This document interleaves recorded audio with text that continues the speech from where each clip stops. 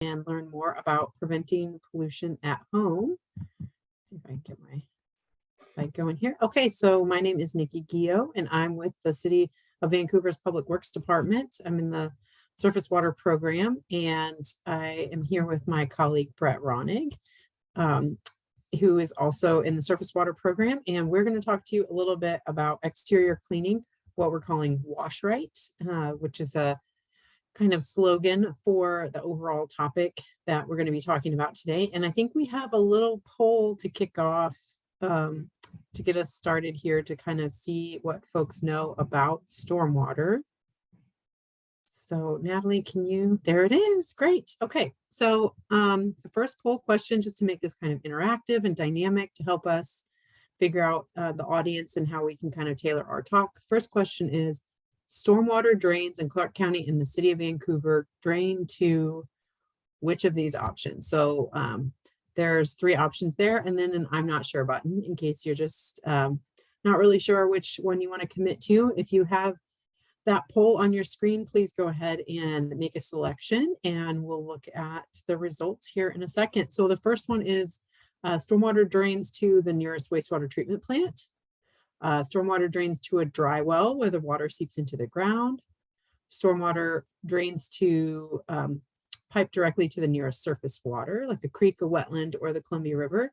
And then that I'm not sure, in case you don't want to commit to one of the other buttons, and you just get to pick one. So take a second to fill out that poll, and we'll take a look at the results just to see what folks know about our stormwater programs here locally. All right, so let's see, we got a split between the nearest wastewater treatment plant and a dry well, and then we got one vote for pipe directly to the nearest surface water. So it's kind of a combination of these things, but the wastewater treatment plant is very unusual. Most storm drains do not go to a wastewater treatment plant. Some of them do go to dry wells, but a lot of them go directly to the nearest surface water. So there are some combinations here, you know, in the city and in Clark County, and the kind of the wider Clark County, there's also dry wells that takes stormwater. So, all right. I'm going to get into the slides here. Thanks for filling out that poll. It's really helpful. It kind of gives us a baseline to think about. And before we get started, I want to talk about the webinar series in general. The Healthy Homes, Healthy Waters webinar series is about pollution prevention at home, things that you can do. I think a lot of us value our clean water in our community. And so this webinar program is focused on what can you do? What are some choices you can make? What are some different practices that you can use? So we've had a session on septic care and maintenance. We've talked about household hazardous waste. So if you're interested in those topics, the recordings are on the Conservation District website.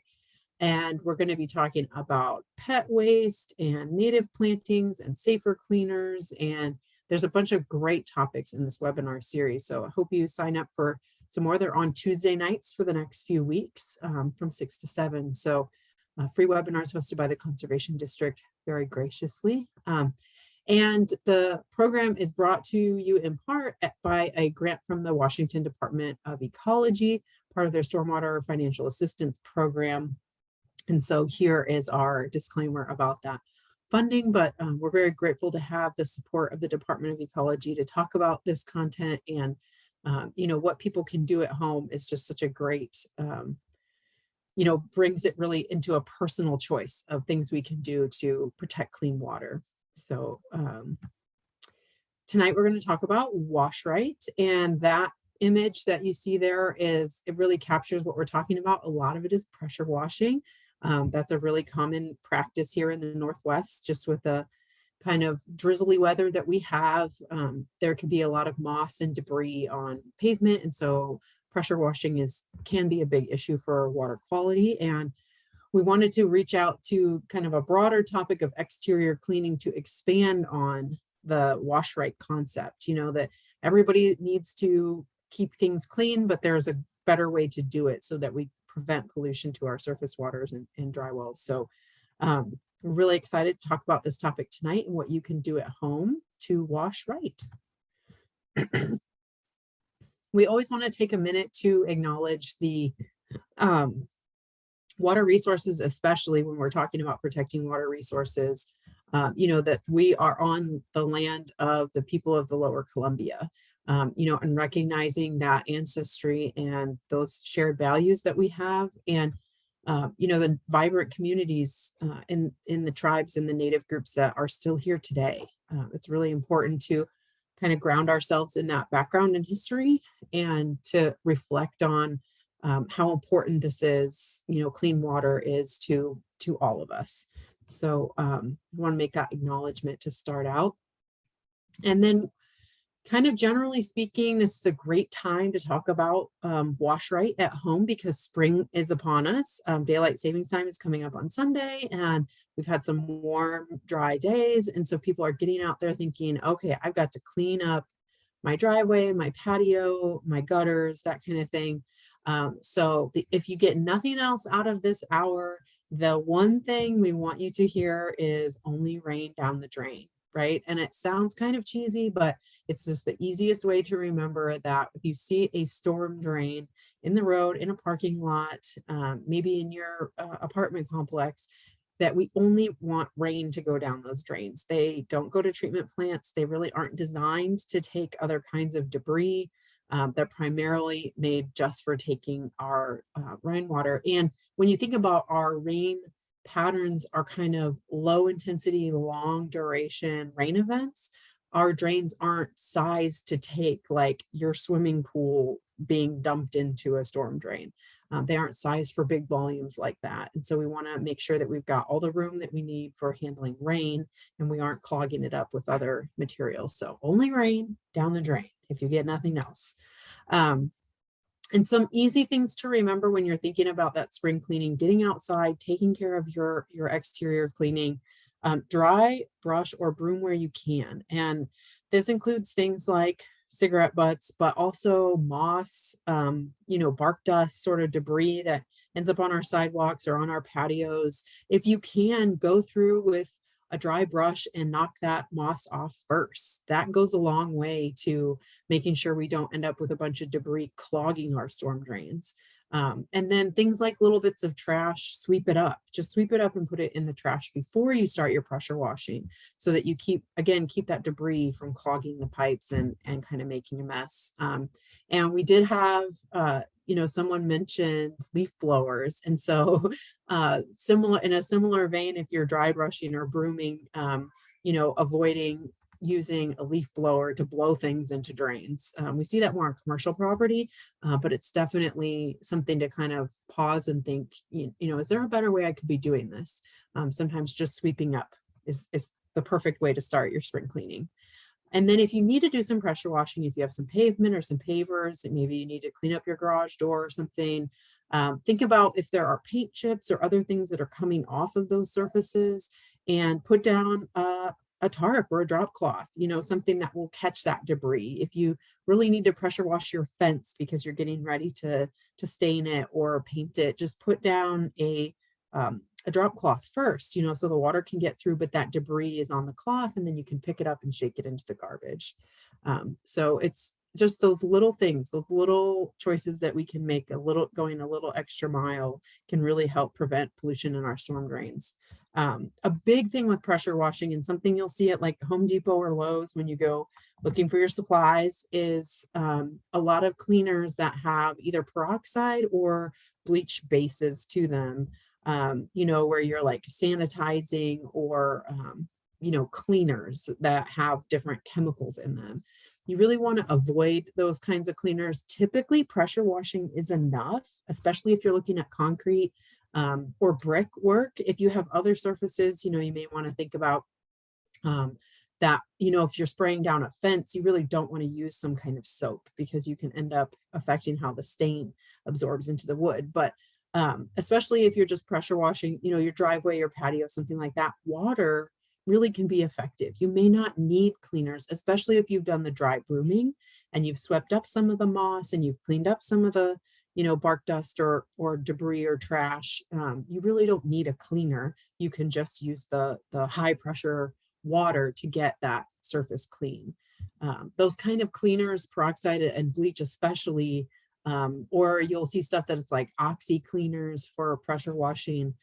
They can be really harmful for wildlife in our surface waters. So we really want to make sure that we're avoiding those getting into storm drains. If you absolutely have to use them for some reason, if you've had some kind of issue and you need to use a cleaner, divert that water into a landscape area. And you can just use a little, what I do when I do my driveway is I take a wet towel, bath towel, and I roll it up and just divert the water into a landscaping bed. And that just keeps it out of the storm drain. And lets it sort of dissipate into the soil. And then of course, with spring cleaning, weed and feed comes with that. And we're going to have a presentation in the webinar series about reducing your use of pesticides and fertilizers. But if you do a routine weed and feed, or you're going through and even putting down even organic fertilizer on your garden or your turf areas, make sure that you sweep up any excess, anything that could just get washed right into a storm drain. So if some of it sprinkles out to the sidewalk or gets into this gutter line, like this picture is showing, this is where someone has washed out some paintbrushes outside, just sweep it up out of that gutter line so it doesn't get washed into the storm drain. And then we have at the bottom of the slide, report to city water protection. That's our group email. If you see something that, if you see pollution that you think we can help clean up, please give us an email, shoot us an address and let us know. You can do that anonymously. And most of the time we're doing cleanups. We're not, going out and citing homeowners. We just really want to prevent pollution. So if you see something, say something, shoot us an email, citywaterprotection@cityofvancouver.us. So some other things to think about, if you're going to hire a contractor, and I've been seeing a lot of pressure washing signs around town, those little roadside, little signs stuck in the grass next to the street, pressure wash, and has a phone number. If you're going to hire a contractor, it's just really good to ask some of these questions before you commit to hiring someone. What is their scope of work? What do they include with that? Are they going to collect the wash water? Do they have the equipment to do that? There are a lot of contractors that have vacuum trucks, that have onboard tanks. They can set up and divert that wastewater so it doesn't go into a storm drain, and they just take it with them and make sure that it goes to the wastewater treatment plant.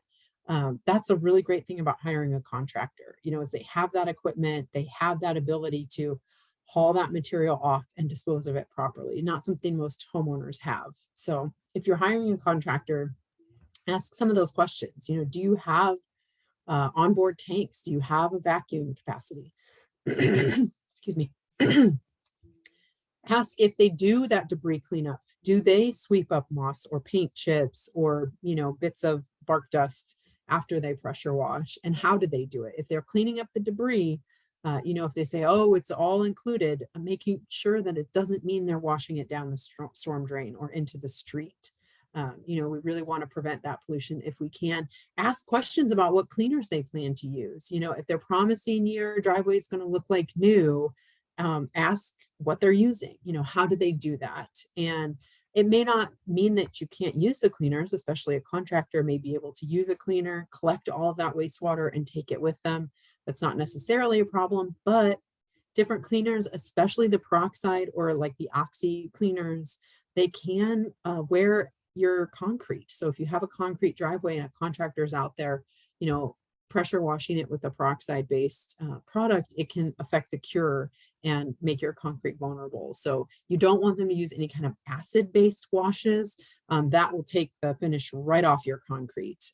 The peroxide can be, a little bit of wear and tear, but acid washes will really, you'll visibly notice it. So ask those questions before you hire somebody and make sure that you feel comfortable with the answers they're giving you. Ask for labels if you really want to know what it is that they're providing. And then how do they clean up their equipment? This is really important, thinking about the whole project. If they have 3 different surfaces, if they're doing your fence, your driveway, and your siding, what do they do with that equipment? How do they clean up that stuff before they go? Do they ideally take it with them, take it back to the shop, take their all of their equipment with them? If you're hiring a contractor to paint your fence or paint your house, do they take that stuff back to the shop with them, their rollers and brushes and and different containers to wash out. You want to make sure that they're not just washing out into the street in front of your house.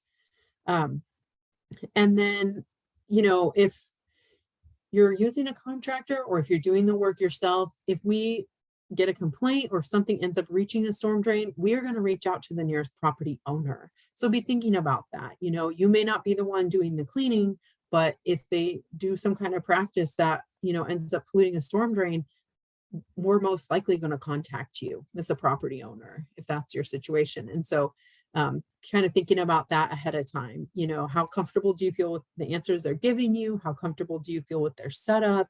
If you're not going to be around, you know, the day that they're doing it, just making sure that you kind of have this stuff in your mind before you commit to booking the job. And of course, the bottom line is only rain down the drain, right? So this is a big part of what we want to make sure contractors are thinking about, you know, raising that awareness as a homeowner. You know, my expectation when I hire you is that we're not going to have any pollution going into the storm drains. And I want to make sure that we're clear it's only rain down the drain. You know, it's a pretty simple concept that you can, you know, emphasize to your contractors before you hire them. So spring cleaning is a great time to think about preventing pollution at home. And this is a really timely webinar to be talking about it this week. It's rainy, you know, the next few days, but with daylight savings, people are going to be getting out there eager to get out on the patio. So just kind of think about these things ahead of time and what you can do. You know, what are some of the easy things you can do to prevent pollution at home? And so I'm going to hand it over to Brett, my colleague from our stormwater division here at the Vancouver Public Works Department. And Brett is a real expert in clean water in this area. He's worked in Clark County for 20 years with ecology and DNR. Now he's with the Department of Public Works at the City of Vancouver and helping us with business inspections and erosion control and construction inspections and these kinds of homeowner investigations. So thanks, Brett, for bringing us more information on preventing pollution at home. And I think we're going to kick it off with another poll, right, Natalie? Yep, it doesn't look like we currently have any submissions into the Q&A box. If anyone has any questions out there, feel free to chime in right away. Otherwise, we'll get the second poll launched and keep you all busy with that, and then we'll go over that. Thanks, Natalie. And thanks, Natalie and Nikki, for the introduction. I'll give people a moment to see if there's any questions, and then we'll kind of start with the poll.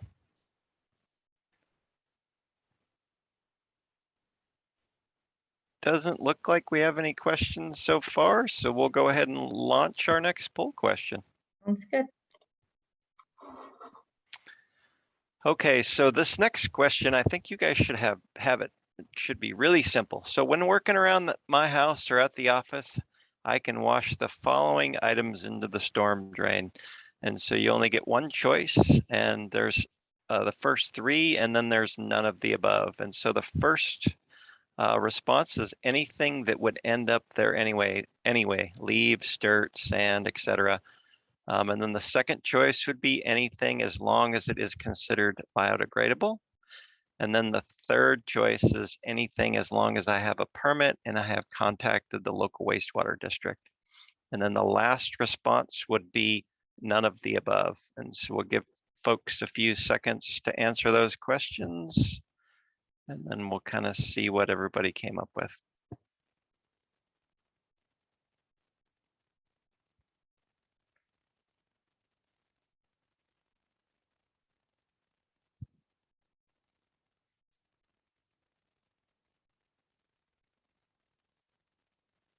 All righty, I think we're probably ready for the results. Let's see what we came up with. Perfect. Nikki has done her job well. Everybody has answered the question right. None of the above, only rain down the drain. So we've already done what we wanted to do with this webinar. We've gotten a good message out. Good job, Nikki. And so I'm going to go a little bit more into the details on kind of things that we run into at the city on it's investigations. Every year we get complaints, a neighbor calls somebody. And so I wanted to kind of go through the top few things that we see a lot of and kind of go over some of the things that you should consider when you're doing this type of projects. And the first one is moss removal, because moss grows everywhere around here. We've got a really damp, mild climate. We lose a lot of the sun in the winter. And so moss has the perfect environment for growth, and it grows really well on roofs. And so the big thing that you can do to prevent moss is moss usually doesn't like direct sunlight. So prevent moss by trimming trees, removing leaves, taking away its shade, any fine needles. And then if you're going to try to remove it, try just using a dry brush or a broom to kind of scrub the moss off. You don't necessarily always need to use water when taking off moss. And do it in the summer, because moss typically goes dormant in the summer. It gets, really dried out. It's way easier to remove in the summer than it is in the rainy season. In the rainy season, it's growing. It's actively got roots in the ground. In the summer, it gets a lot more hard, not as hardy, and it's very fragile. And a lot of times you can just brush it off. And then if you're going to use a moss prevention product, try to find the least toxic option possible. And I'm going to go into a few of those here at the next slide. But you want to try to find something that's the least harmful to the environment. And then this is also, Nikki talked about this. You never want to use anything on your roof: laundry detergent, peroxide, soaps, bleach. All of these products that people sprinkle on their roofs are things that just next time it rains, they wash off the roof into the storm drains and the gutters on your roof, and then into the gutter. And then a lot of people's gutters are directed right out to the city street. And so they then flow right into the street and into our local storm drain. And so you never want to put anything. And I took a couple of these photos from a website in Canada, and where they had this happening everywhere, and they had huge foam things going in the local creek. And so you just never want to put anything on your roof that is going to wash off. And if you did put something, we're going to go over it in the next slide. You want to find something the least toxic. Next slide, Nikki. Oh, actually, I don't go into least toxic yet. I'm ahead of myself. And so this next one is that moss, it thrives. And I'm also sharing a couple pictures.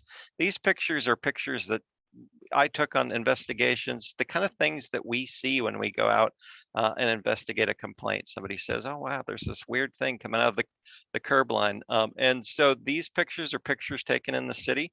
And so anything that gets on a roof, like I said, it goes to the gutter, and then it goes out of the gutter into the street and right down the street. And this is a picture of the discharge point under the I-5 bridge. And we were actually seeing somebody had applied some paint on a commercial property. The paint, it was applied, not long enough time to cure. It rained. Here we have a mess going into the Columbia River. And we had to kind of respond and kind of help this business owner figure out a way to stop this discharge. And so the biggest thing is you don't want to use any chemicals on your roof. These chemicals are, toxic to fish, most of them. And so you really just, if you're going to use something, you don't want to use anything that's toxic on your roof. It's going to run off your roof right into the street and into the river. So next slide, please. And so here I go into kind of some safer choices for moss removal products. And so the place to go if you want to do, and we're going to have this presentation, you guys can refer to on the website, and these links will be live. But if you wanted to type into your web browser, growsmartgrowsafe.org, they've got great information on where you can find products that are the least toxic. And this snip that we've got on the page is the top 3 chemicals. When I kind of searched for moss removal products, the top 3 that came up.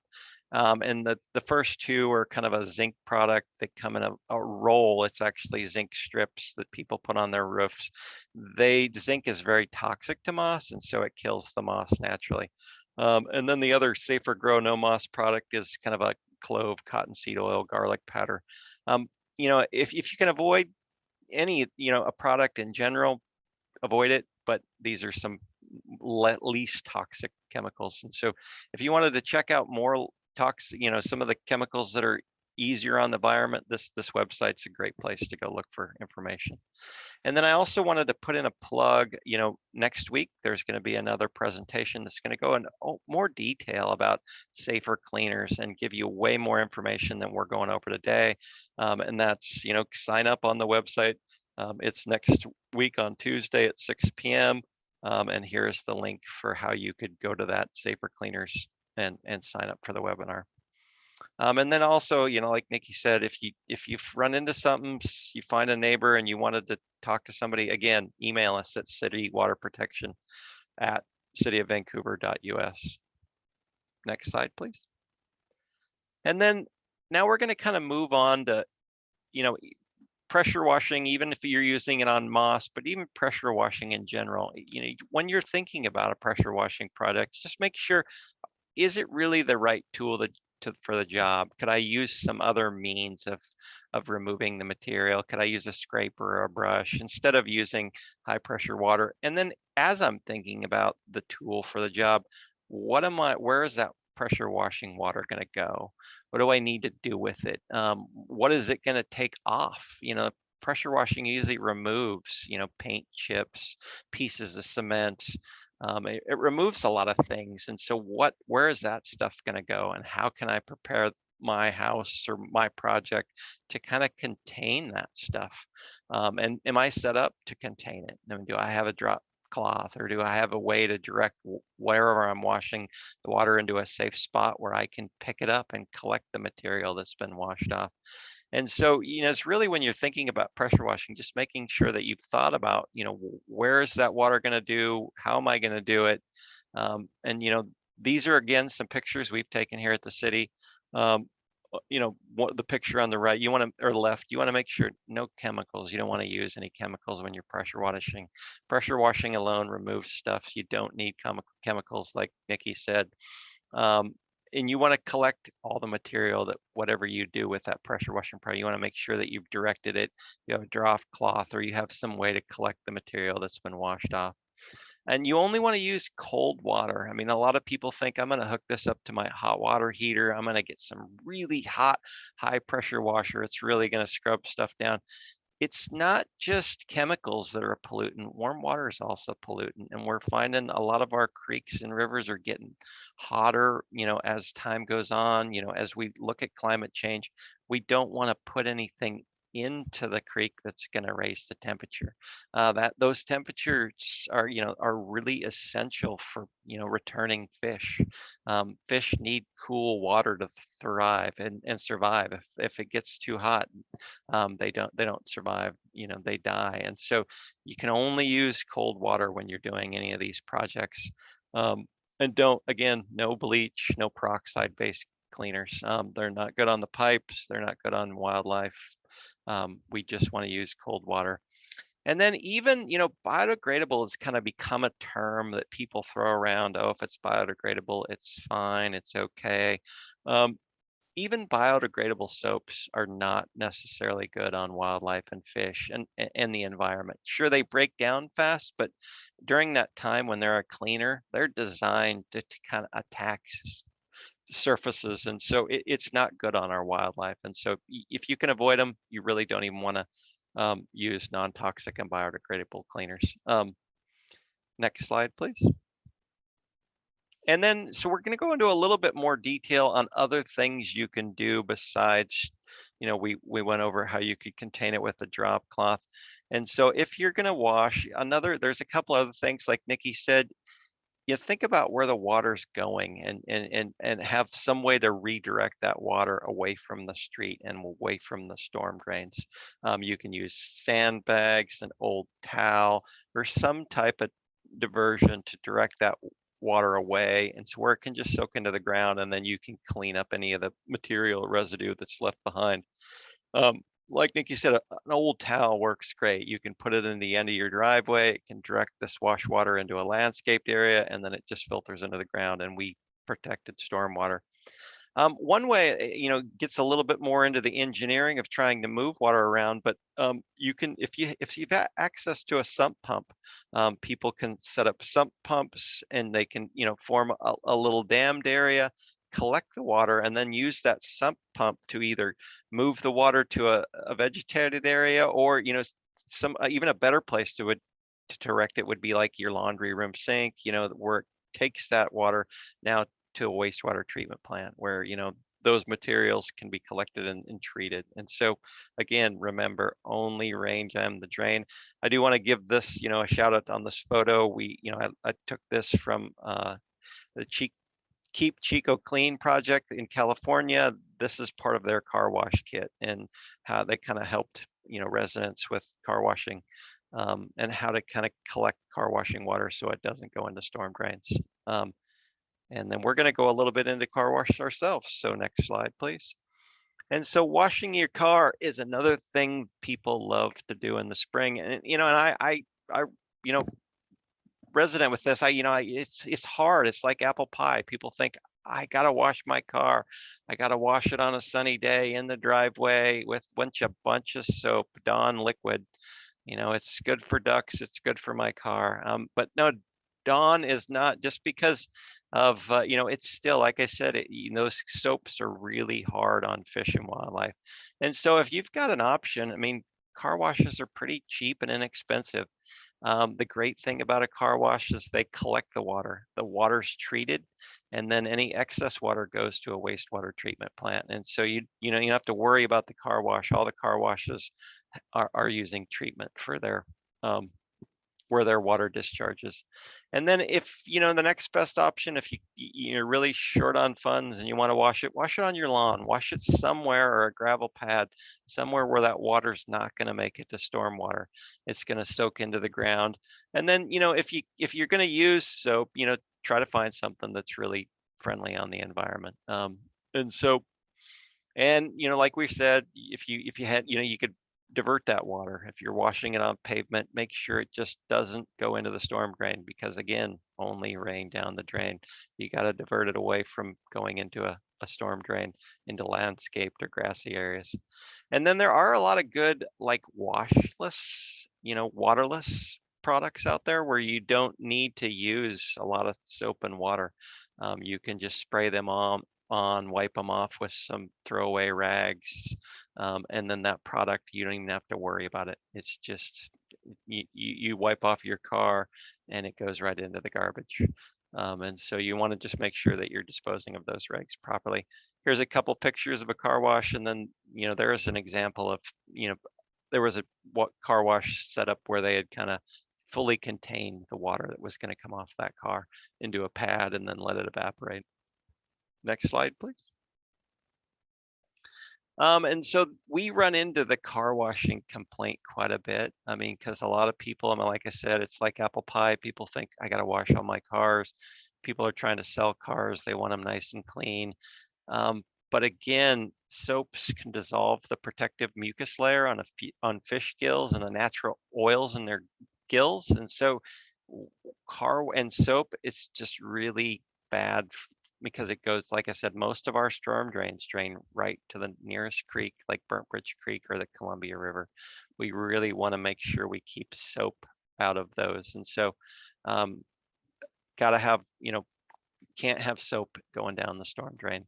And if you must wash it on pavement, I'm going to have you go back one slide real quick, Nikki. Like I said, try to find one more, and then just, you know, you could research and get a sump pump. If you're going to have to wash it, you're going to want to collect that water and direct it to a sink.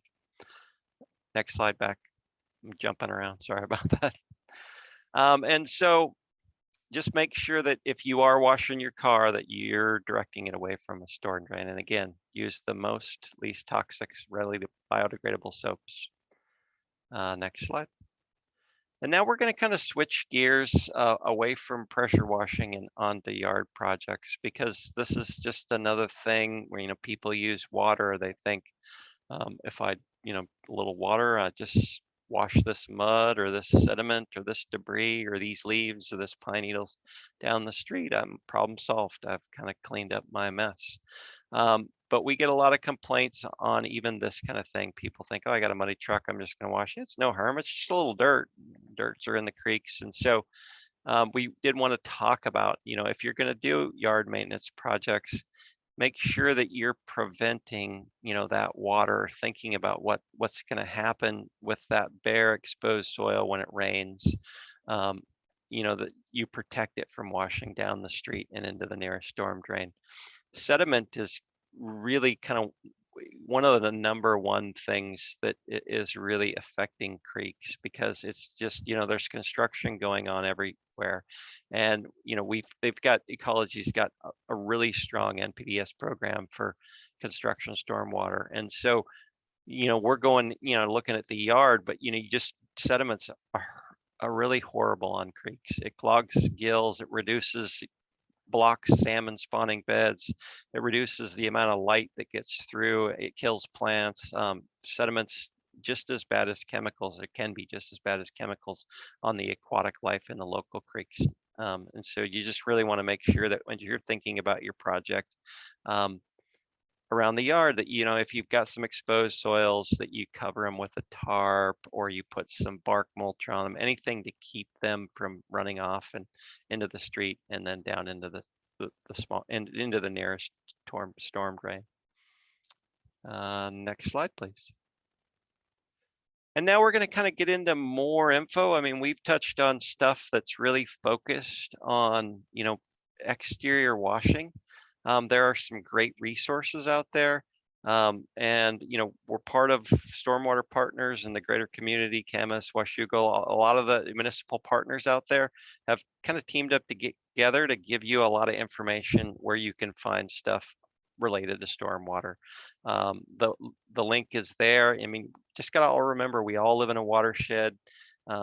We all live downstream. We all play an important role in kind of preventing pollution at home and everywhere we live. And so make sure that you kind of check it out. There's other tips on, car maintenance, making sure that your car is not dripping. There are going to be more presentations.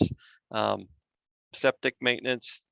Think about all the things you do on your home and how you could help prevent pollution, and go check out the link on the screen. Next slide, please. And then there are a couple community programs that are also one of them is on the Stormwater Partners website, and that there is a video contest going on for students grades 6 to 12, and there's up to, I believe, 5 levels of, there's 5 different categories for cash prizes up to $500 for the top video that's submitted. And so we wanted, you folks to know about that. If you know of any kids or any school teachers, we'd love to pass this on and get the community involved in ways that they can kind of think about what are they doing, or how can they help promote, pollution prevention around stormwater. So the prizes and the categories, there's 5 categories. One's everyday action up to long, 55 second. The second one is a short video, 25 seconds. One's a community storytelling. One is a BIPOC filmmaker, and the 5th category is people's choice. And those videos, there's more information on the Stormwater Partners website, but it's really kind of making sure, if you think a kid wants to talk about how he can do some things in the community and present something on what's going on to protect our water resources, have them go check out this website. It's a great place. We really want to see, there was some great entries last year. I mean, it's amazing how kids can really put together really good thoughts on how the community can be involved and things they can do to help us prevent pollution. And then my other plug is for, where you're at tonight, the Clark Conservation District. There's a few more presentations that are going to be coming up on this Healthy Home, Healthy Waters initiative. Next week is the Safer Cleaners. The following week, we got fertilizers and pesticides, and then pet wastes at home. And then the last one is going to be backyard habitats. And so if you want more information or want to sign up for any of those, please go check out the Clark's website at the link below. Next slide, please. And wow, that went really quick. And so we're just at the end of our presentation and wanted to kind of thank everybody for coming and open it up for any questions people might have. Great. Thank you so much, Nikki and Brett. That was a really, really informative talk. Looks like we still do not have any questions in the Q&A, but I feel like there are some questions out there and people are just being shy. So don't hold back. Feel free to put them in there. We'll wait a few minutes. I had a few questions, if that's okay. So going back to the moss topic, is moss actually harmful to leave on items? Or is it kind of more just like an aesthetic thing that people will remove it? That's a great point, Natalie. Yeah, moss doesn't hurt. I mean, there are times that, you know, if moss is left on a roof for a long period of time, sure, it would degrade the, you know, the roof structures. But generally speaking, moss, a little bit of moss isn't something that you need to worry about, especially on, I mean, a lot of people want to wash moss off concrete. That moss isn't affecting anything. The water still, you know, drains through. And some things it helps. I mean, that moss is, you know, absorbing some of the water, and so, you know, really, it's not hurting things. Nikki, did you have anything to add on that? Or Yeah, I mean, I think a lot of it is aesthetic. You know, people kind of think, you know, they want their concrete, especially to look, you know, bright white or gray. But yeah, I think there are definitely some instances where moss, if it isn't hurting, you know, there you may have to kind of weigh the pros and cons. You know, how much labor is it going to take to get it all off? Especially something like a wrought iron fence, you know, where you have to get in every nook and cranny, versus, you know, just knowing that in the summer it dries out and, you know, really isn't hurting anything. And, you know, we see moss sometimes on like pervious pavement and people think, oh no, the moss is clogging off, you know, the pavement, but moss soaks up water. And so if you think about it in that way too, you know, if it's growing on a patio or on a retaining wall or something, it's likely absorbing some of that water and kind of being like a little green roof, you know, for lack of a better term. It's filling in a niche, right? Speaking in that like biological sense, it's found a place that it's happy and an opportunity to grow. So yeah, I think it is just about personal choice and kind of weighing the costs and benefits of really eradicating it versus, you know, maybe tolerating some of it in places where you don't have to spend your whole spring fighting it. Thank you. Looks like we have a question from Jeff. How can a homeowner find out where their property stormwater goes to? Yeah, there's a couple different resources on that. Clark County has a Maps Online interface that you can use to find most of the systems in Clark County. If you live in a city limits, Camas, Vancouver battleground, you can contact the city. There isn't a sort of a one size fits all answer to the question. It's really, really varies by where you're located. And so reaching out to your city stormwater division is the easiest way, the shortest way to kind of do that. And if you're in Clark County, if you're in the unincorporated area, try Maps Online, Clark County's map server. There's a lot of good information on there. yeah, and it looks like Ashley put the Maps Online link into the chat. So Great, thank you. On kind of a more general note, I know you all had some great tips and resources shared tonight. Do you have any other kind of just general recommendations or advice or mistakes you see being made quite a bit to share? And that's a really general question, but if you have anything else. Yeah, I think the thing that we see a lot of times with homeowners and even businesses too, you know, you hire a contractor to put new counters in your kitchen or to paint your fence or you know, to do some small task and think, well, they know what they need to do. They're a professional business, and you know, it may just be a matter of running out of time or sort of, what's more convenient, but it's those small jobs that can make a big difference. And so kind of being aware of those choices that you can make at home, questions you can ask contractors, and just making sure that anybody you hire knows that it's important to you that they prevent pollution. That part of the service that you're wanting is to make sure that it's done right. And that idea of WashRight, I think that's a big takeaway. Is if you're going to be working with service providers, just to make sure that they know that you're concerned about preventing pollution. I think that goes a long way. What do you think, Brett? Yeah, I would just, we run into, all kinds of different things from, various amounts of people that complain on, whether it be, yard debris.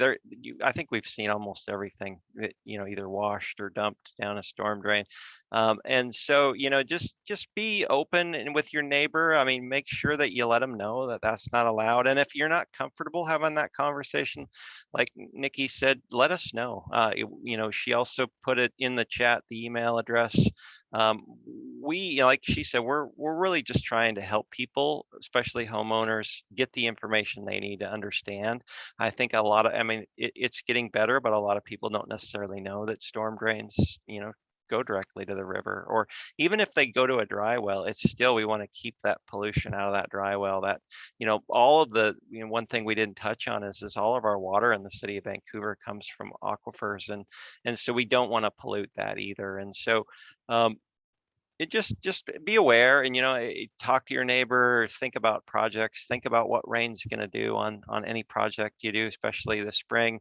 Because people think it's dry, I don't need to worry about it, but we still get we can get some pretty good storms in the summer. And so just think about your project and think about what's going to wash off and go into the local storm drain.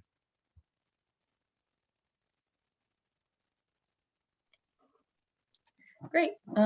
Any other final questions out there? Put it in the Q&A box.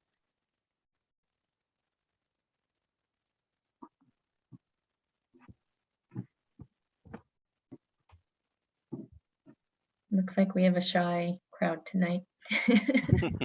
Or your talk was just so well done. It was very well done, but they know everything they need to know. But you guys do such a great job hosting, so it wasn't just us. Thank you. All right, well, thank you all so much for attending tonight, and thank you, Brett and Nikki, for a fantastic talk. Join us next week for the Safe Cleaners talk, same time, same place, and thanks again. Have a good night. Thanks, everybody. Thanks, everybody.